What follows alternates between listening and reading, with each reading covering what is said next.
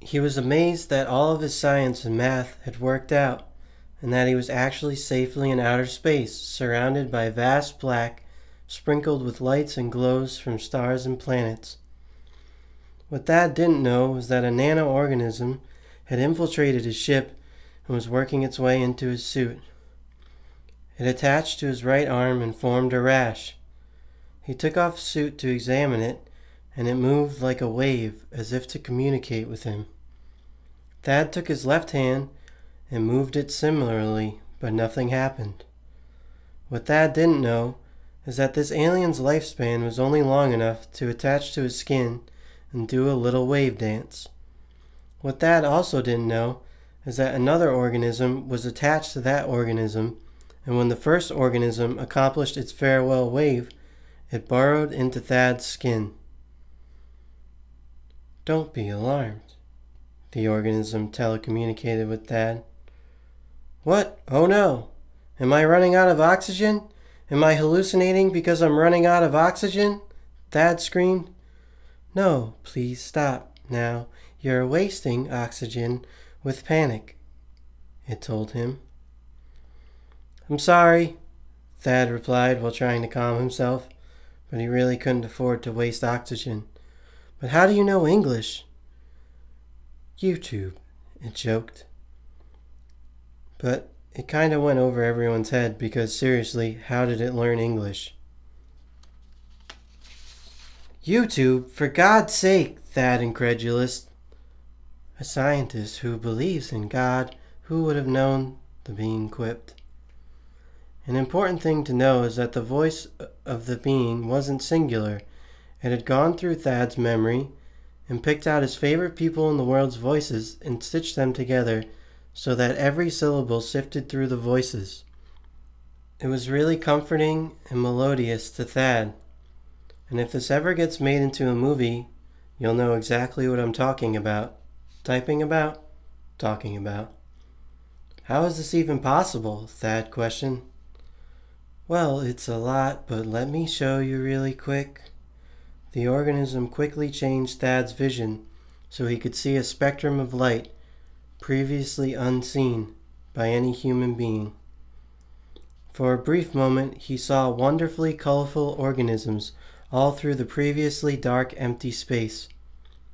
But it was tiring for the organism to alter his DNA, and so it only happened briefly. You see, just like on your planet where there's constantly microorganisms and dust particles and all sorts of stuff that your eye learns to not see, out here in space it's not all black like you assume, it informed him. "Wow, absolutely marvelous," Thad's jaw dropped. "Yes, so we actually come from Earth, and we've evolved to a point that we can survive in the vacuum and do all these neat tricks just like co-survive in your body and alter your DNA to help you." "Well, I appreciate all of this. I can barely comprehend, and I have so many—" "Yes, I'm trying to answer all your questions, but for now you need to know that even though we have figured out how to survive in a vacuum, we know that if the moon is not found, Earth will continue to speed up and move off of its current orbit, and all life it creates on itself and outside of it will be in peril." F. That sounded really dumb when compared to everything else that had just happened. Chapter 2. What else can we do?